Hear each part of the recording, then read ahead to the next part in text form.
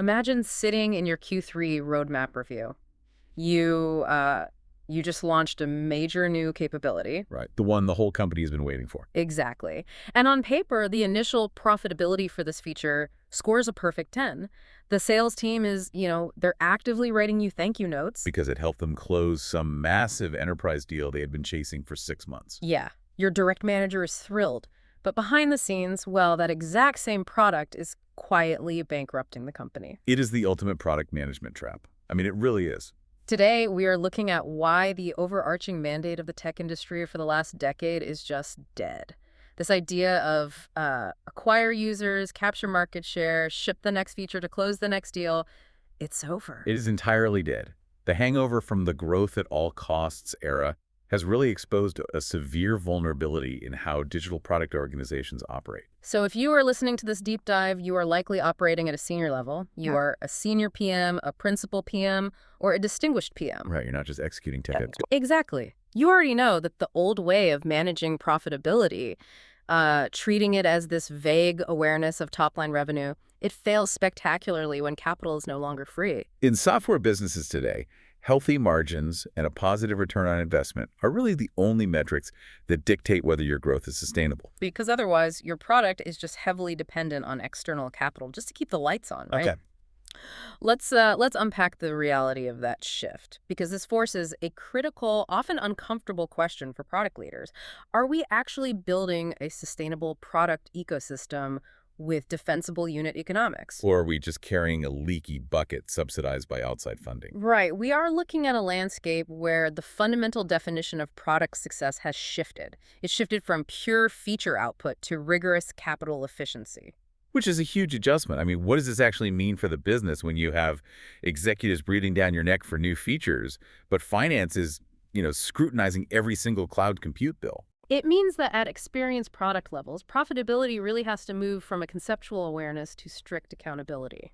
The hard truth from the field Yeah. is that if you cannot articulate the unit economics and the long-term margin impact of your roadmap, you are no longer operating strategically. You're essentially just administering a backlog. Ouch. But true. A modern product leader has to look at the holistic health of the product.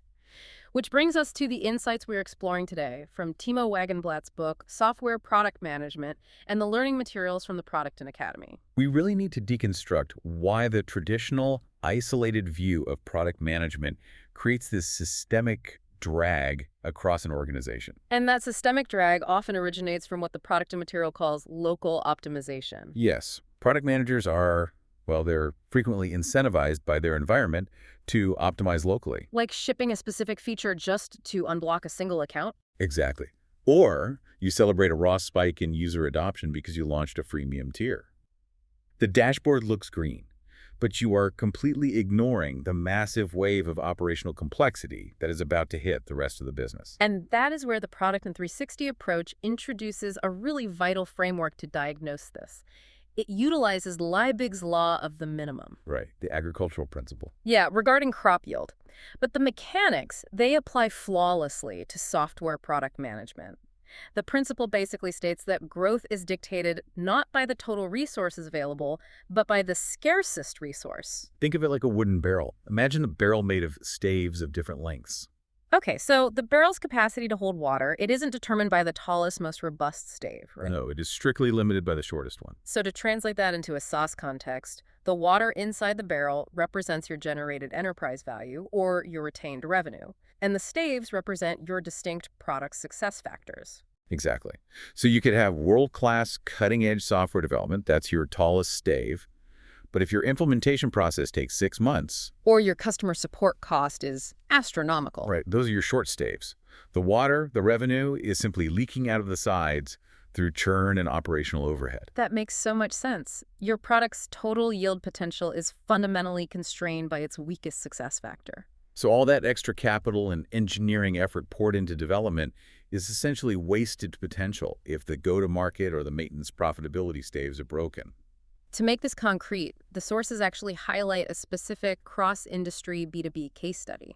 This is the product we mentioned earlier that scored a perfect 10 in product profitability on paper. Oh yeah, top-line metrics look fantastic. The initial investment was artificially low, and they secured some decent incremental license deals right out of the gate. But when they actually applied the product in 360 assessment to measure the holistic health, the underlying reality was alarming.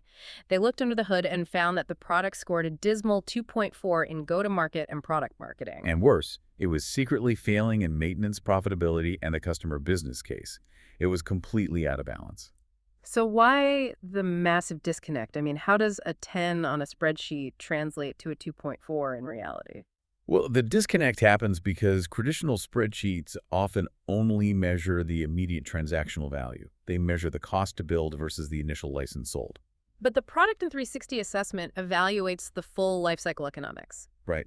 The product had acceptable initial revenue, but almost zero investment in long-term sustainability. The technical architecture was just brittle. So while that initial profitability percentage looked phenomenal to the sales team, the maintenance costs were quietly ballooning behind the scenes. Engineers were spending half their sprints fixing bugs for legacy clients. The customers weren't actually realizing long-term value, which leads to high churn risk. It was a classic local optimization masking a systemic's failure. Wait, I have to stop you there and push back on this based on the sources, because that sounds incredibly logical for a mature, established product. Okay, go ahead. But Timo recommends that in the first 2 to 3 years of a product's life cycle, finding product market fit and fast-paced learning are common proxies for profitability. It's an exploration phase. That's true. So if I am a senior PM launching a V1 and I start demanding strict positive profit margins on week 2, aren't I just going to suffocate my own innovation? When exactly does that grace period end? That is a very real tension. And it's a battle fought in boardrooms every single day. To be clear, the product and approach does not suggest that a first-year product must generate massive positive profit margins. So the proxy fast-paced learning is valid. It is valid. However, the mechanism of the approach requires baseline monitoring from day one. You are allowed to be unprofitable in the early days, but you are not allowed to be blind to your unit economics. Which implies that the grace period isn't a license to just ignore the cost to serve. It's a period where your primary return on investment is learning. Right. But that learning has to include a measurable path to margin defensibility. Got it. If you build a minimum viable product that relies on heavily manual, unscalable back-end processes, well, that's fine for the first 50 customers. Maybe your customer success team is manually provisioning accounts. Or running custom SQL scripts for basic reporting. Exactly.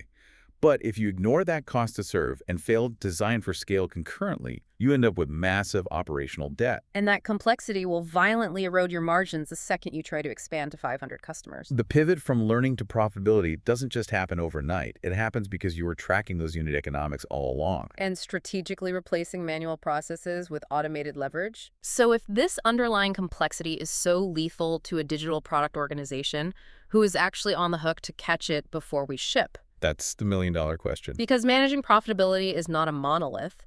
It changes drastically in scope and leverage as you move up the product management ladder. Let's break down how this accountability manifests, starting with the senior PM level. The mandate here is domain margin ownership. Right. At the senior PM level, you are transitioning from just delivering features on a timeline to truly owning the business outcomes of your specific product domain. You have to actively link your roadmap initiatives to measurable revenue impact and, crucially, the cost implications. You cannot walk into a roadmap review and propose a new feature without evaluating the lifecycle economics. You need to be asking, what is the onboarding effort going to be? How will this data load impact our cloud infrastructure scaling? What is the anticipated support ticket volume? You need those answers. And as a senior PM, you are also expected to mentor junior product managers on this financial literacy. You are the one establishing the financial baseline for the execution team so they don't fall into the trap of local optimization. Absolutely. But let's scale that up. That framework works when you own one domain. What happens when you step into a principal PM role? You are now overseeing multiple domains, all of which are fighting for the exact same engineering budget. How does the focus shift? Well, the scope widens to cross-domain ROI strategy.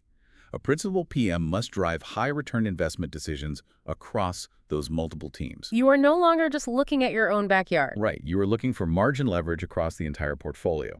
This requires comparing ROI, analyzing payback periods, and actively influencing prioritization. based on capital efficiency rather than just who shouts the loudest for a feature. Exactly. Practically speaking, though, how does a principal PM enforce that? Because every domain leader is going to claim their feature is the most critical. You enforce it by standardizing the financial evaluation templates and partnering directly with finance to ensure the assumptions are rigorous. So a principal PM will require teams to calculate opportunity costs, cost of delay, and fully burdened engineering costs before presenting a case. Yes, you are forcing the organization to look at the system holistically.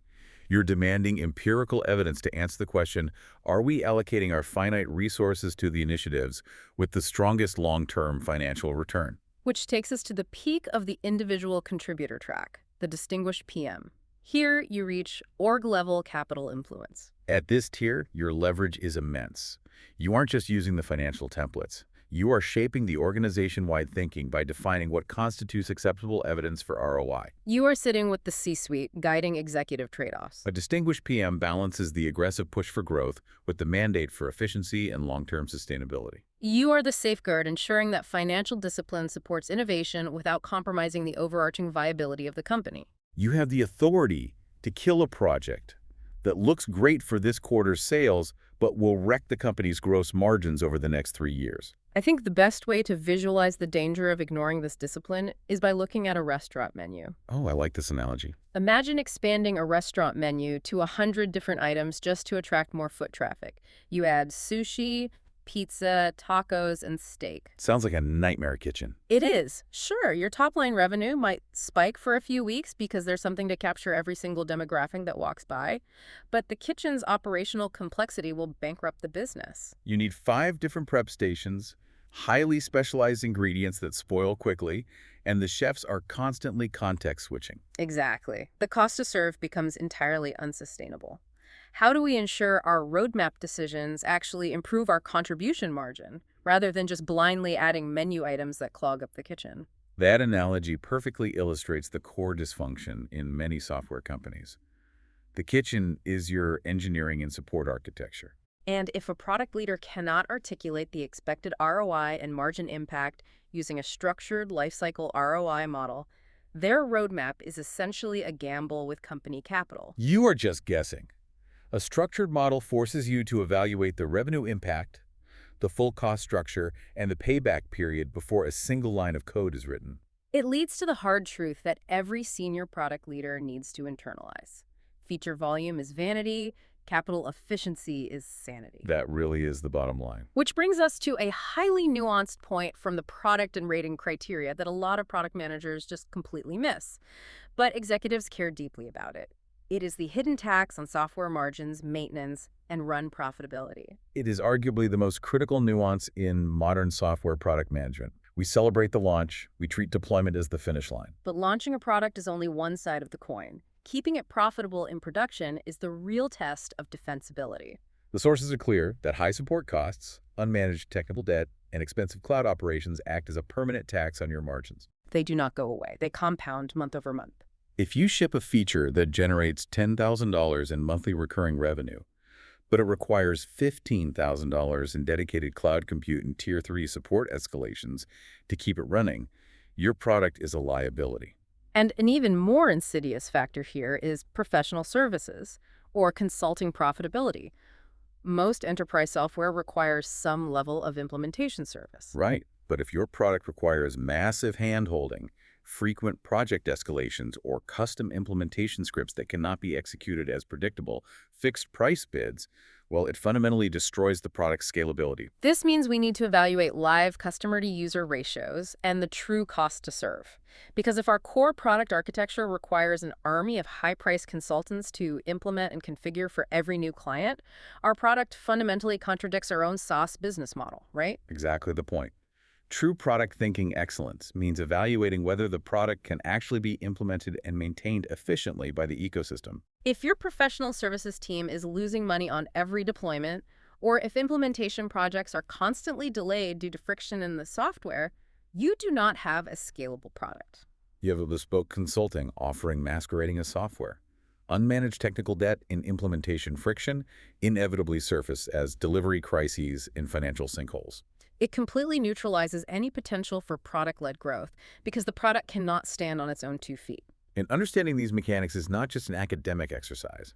For a senior, principal, or distinguished PM, mastering profitability and capital efficiency is the ultimate career leverage. It really is the defining characteristic that separates mid-level execution managers from true strategic leaders. When you can seamlessly connect your product strategy to financial outcomes and capital efficiency, you instantly gain credibility. You gain stakeholder alignment with finance, with sales, and with the executive board. You transition from someone who constantly asks for budget to someone who shapes the investment decisions that secure durable business results.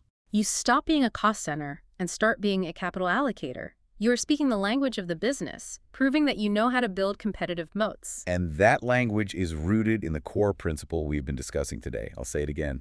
Feature volume is vanity. Capital efficiency is sanity. To truly master this alignment, shift your mindset from pure delivery to sustainable value capture and elevate your strategic impact. You need the right frameworks. You really do.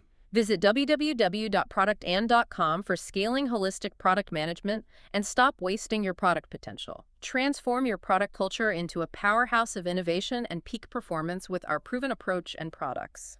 The tools are out there to move from local optimization to systemic defensibility. It just requires the discipline to look at the whole barrel, not just the tallest stave. As you head back into your own roadmap reviews this week, I want to leave you with a final lingering question to ponder. If you were forced to fund your product's ongoing maintenance, infrastructure scaling, and support burden entirely out of its own generated profit starting tomorrow morning, which critical features on your roadmap would you immediately deprecate?